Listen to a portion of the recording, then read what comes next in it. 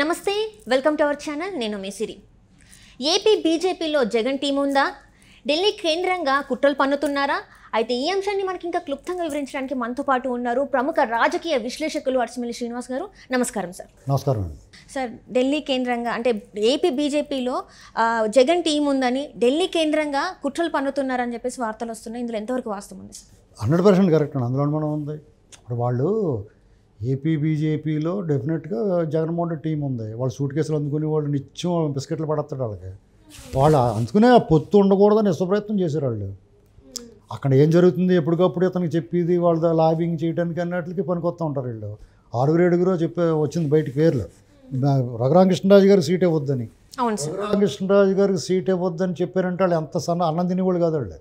ఎందుకంటే ఆయన అసలు ఎంత పోరాడాడు. మీకు పార్టీలుగా వదిలేయండి, ఆ వ్యక్తిని అంత ఫైట్ చేసాడు. జగన్మోహన్ రెడ్డి గారు లాంటి అరాచకుడు దుర్మార్గుడి మీద ఫైటింగ్ చేసాడు, తన్నులు తిన్నాడు, కేసులు పెట్టించుకున్నాడు, చావు అంచులకి వెళ్ళి వచ్చాడు. అటువంటి వాడు ఏ పార్టీలో కానీ వస్తానంటే రావయ్య బాబు అని చెప్పి తీసుకుని అతనికి సీట్ ఇచ్చేసి నిలబెట్టుకోవాలి. అలాంటిది అతను మీరు సీట్ ఇవ్వద్దు, బీజేపీ తీసుకోవాలంట నరసాపురం సిట్టింగ్ ఎంపీ. అక్కడేమో ఇంకొకరికి ఎవరికి ఇవ్వాలంటే బుద్ధి ఉంది వాళ్ళకి. అసలు అన్నది అంటున్నారు, గడ్డి అంటున్నారు వాళ్ళు. ఏమన్నా ఇప్పుడు పార్టీలుగా వాళ్ళు మాట్లాడలేకపోవచ్చు, మేము మాట్లాడతాం. తోలు తీసేస్తాం, పిచ్చి పిచ్చి చేసేలా ఎందుకు ఊరుకుంటాం? అలాగే పబ్లిక్ అండి మేము. ప్రజల కోసం పోరాడిన మనిషికి మీరు ఎలా చెప్తారు? అంటే ఎంత డబ్బులు కట్టి తినేస్తే ఆ పార్టీలో పోండ సిగ్గు లేకపోతే ఇంకా ఇక్కడ గురించి మాట్లాడతారు వీళ్ళంతా. ఆ విష్ణువర్ధన్ ఏ రెడ్డి అయినా ఎవడైతే అంటే రెడ్డి సామాజిక వర్గానికి చెందిన వాడు అయ్యి ఉండి తనకట్లా అంటే జగన్మోహన్ రెడ్డి ఫ్యాన్ అనుకోవచ్చా? మరి జగన్మోహన్ రెడ్డి ఫ్యాన్ ఏంటి? బూట్లలాకి వాడైతేనే వాడు ఫ్యాన్ ఏంటి? వాడు పడేసి ఆ బిస్కెట్ల కోసం ఆశపడి వాడు. పైగా వాళ్ళ మనుషులాళ్ళే, పేరుకి బీజేపీ ముసుగులో ఉన్న కోవట్లు వాళ్ళంతా. అంటే కోవట్ రాజకీయాలు అంటే కోవట్ రాజకీయం అదని ఖచ్చితంగానే. అది ఆపగలిగాడా? రఘురామకృష్ణరాజు గారిని ఆపలేకపోయారు కదా అక్కడ.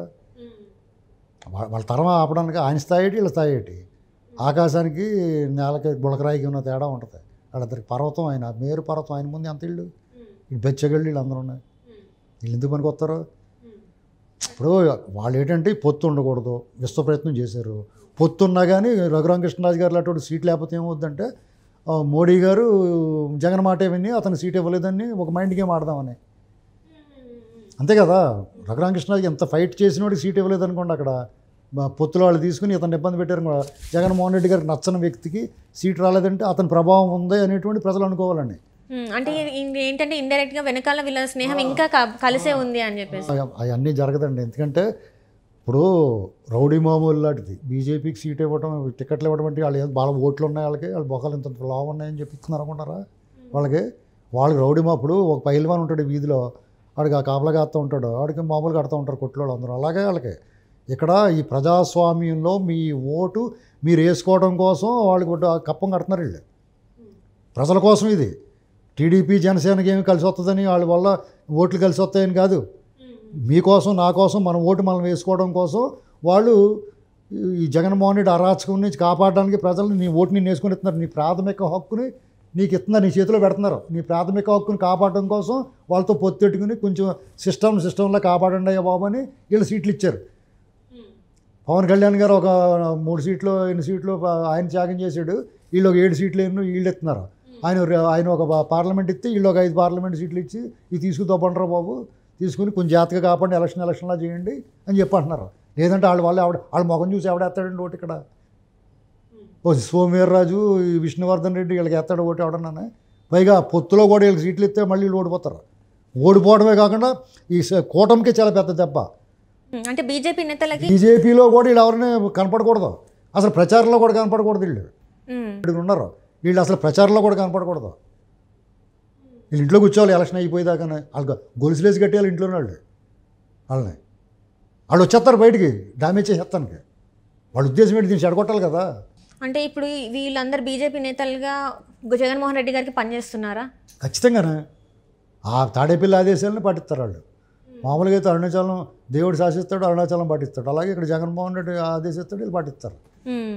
అయితే ఇప్పుడు మరి అమిత్ షా గారు ఎలాంటి డెసిషన్ తీసుకోబోతారు? మరి తీసుకుంటాడు, మంచి డెసిషన్ తీసుకోపోతే వాళ్ళే పోతారు. ఎవరికి నష్టం? అంటే ఇప్పటివరకు చూసాము అంటే ఓట్లు ట్రాన్స్ఫర్ అవ్వాలండి. బీజేపీకి ఓట్లు ట్రాన్స్ఫర్ అవ్వాలట్లేదా? 90% ఓట్లు ట్రాన్స్ఫర్ అవ్వాలి. జనసేన టీడీపీ ఓట్లు ట్రాన్స్ఫర్ అవ్వాలి వాళ్ళకి.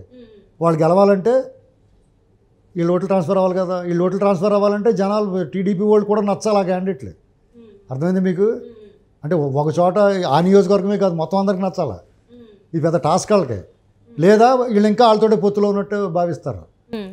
అంటే ఇప్పుడు మీరు నమ్ముతున్నారా మరి ఈ పొత్తు అనేది నిజమేనా కాదా? అంటే వెనకాల నుంచి మళ్ళీ జగన్మోహన్ రెడ్డికి ఏమైనా సాయం చేసే అవకాశం ఉన్నదంటారా? వెనకాల నుంచి సాయం చేస్తే వాళ్ళు చాలా నష్టపోతారు. ఎందుకంటే ఓవరాల్గా వాళ్ళకి టీడీపీతో అవసరం ఉంది, వాళ్ళకే అవసరం ఉంది, బీజేపీ పార్టీకే ఉంది, బీజేపీ పార్టీకి అవసరం ఉంది. ఆ అవసరం ఉన్నదన్నటువంటి తెలియకుండా వీళ్ళకే అవసరం ఉండేటువంటి వాతావరణం కల్పించారు జగన్మోహన్ రెడ్డి చేత అరాచకం చేయించి. కాబట్టి చచ్చినట్టు వీళ్ళు పొత్తుకు రమ్మన్నట్టు అడిగారు. వాళ్ళకి కూడా అవసరం పొత్తు. ఎందుకంటే దక్షిణాది నుంచి ఒక మంచి లెజెండరీ పొలిటీషియన్ కావాలా, ఫేస్ వాల్యూ ఉన్నవాడు కావాలా.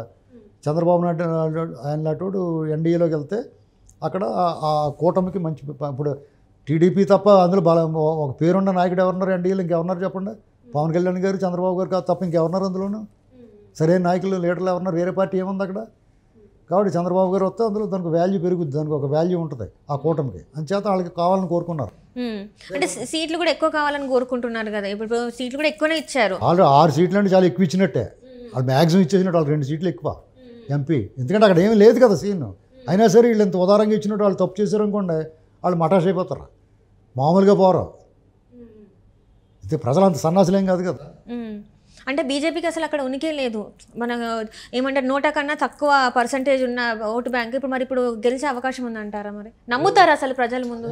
అందులో బీజేపీలో కూడా జగన్మోహన్ రెడ్డి మీద పోరాడిన నాయకులు ఉన్నారు కదా, వాళ్ళకి ఇచ్చుకోవాలి టికెట్లు, ఈ దొంగల బ్యాచ్కి ఇవ్వకుండా. అర్థమైందా మీకు నేను చెప్పిన పాయింట్? అర్థమైందా? విష్ణుకుమార్ రెడ్డి లేకపోతే విష్ణుకుమార్ రాజు గారు, సత్యకుమార్ గారు ఇలాంటి వాళ్ళు జగన్మోహన్ రెడ్డి మీద ఫైట్ చేశారు. వాళ్ళు కనీసం విమర్శించారు. వీళ్ళు అదేం లేదు కదా, అంతసేపు వాళ్ళ వెనకాల వాళ్ళు నాకుతో కూర్చున్నారు. వీళ్ళు ఆ బ్యాచ్కి ఇచ్చారు, జగన్మోహన్ రెడ్డి బ్యాచ్కి ఇస్తే వాళ్ళు ఓడిపోతారు. పైగా వాళ్ళకి చెడ్డ పేరు వస్తుంది. ఓట్లు ట్రాన్స్ఫర్ మిగతా వాళ్ళు ఓడిపోతారు, మిగతా చోట్ల కూడా ప్రభావం పడుతుంది. అలాగని చెప్పేసి జగన్మోహన్ రెడ్డి నగ్గడం, ఏ కాంగ్రెస్ వాడని గట్టివాడు మాయించి తిట్టమైన నిలబడ్డాడు నగ్గేస్తాడు. అంటే ఇక్కడ ఏ రకంగా చూసినా, ఈ కూటమి ద్వారా చూసినా, కాంగ్రెస్ నుంచి చూసినా జగన్మోహన్ రెడ్డి గారికి ఈసారి గడ్డు కాలం అని చెప్పుకోవాలి. పరిస్థితులు జగన్మోహన్ రెడ్డి రానివ్వరండి. ఇప్పుడు సపోజ్ సోమవీర్రాజు ఉన్నాడు, అతనికి ఎక్కడైనా సీటు దొరికేసింది అనుకో, అక్కడ కాంగ్రెస్ వాడిని పెడితే కాంగ్రెస్ వాడిని నెగ్గుతాడు. అతనే కాకుండా సోమవీర్రాజు సీట్ ఇచ్చారు కాబట్టి మిగతా చోట్ల కూడా ఎఫెక్ట్ పడుతుంది. మరి ఈ కుట్ర నుంచి ఎలాంటి స్టెప్ వేయబోతున్నారు సార్? మరి కుట్ర నుంచి బయట స్టెప్ అయ్యానంటే సోమవీర్రాజుకి అలాంటి సీట్ ఇవ్వకూడదు అంతే. అంటే వీళ్ళందరూ కోవట్లే అంటారా? మరి ఖచ్చితంగా కోవట్లేదు. నా చాలా చెప్పిస్తారండి, అతను కోవట్టున్నారా? అంటే ఇప్పుడు చాలా వరకు ఏంటంటే నిన్న నుంచి చూస్తున్నాం RRR గారికి సీట్ ఇవ్వద్దు అని చెప్పేసి. సీటు వాళ్ళు తరమేటిని ఆపడానికి వాళ్ళు ట్రై చేశారు. వాళ్ళు అనవసరంగా వాళ్ళు బుద్ధి పెట్టెట్టుకున్నారు. దాయగలరా? ఎవడ ఆపాడో తెలకుండా పోద్దా? సో అంటే దానికోసమే ఇప్పుడు కేవలం కొంతమంది నాయకుల్ని ఆపేసేసి మళ్ళీ మనం నరసాపురం టీడీపీ టికెట్ మీద నిలబడతాడు. వాళ్ళు ఎవరు ఆపగలరు? ఆపలేరు వాళ్ళు. సో మొత్తానికి అయితే వీళ్ళ కుట్రల్ని వాళ్ళు ఛేదించేసారు అంటారు. ఛేదిస్తారు అందులో. Right sir, right. Thank you so much.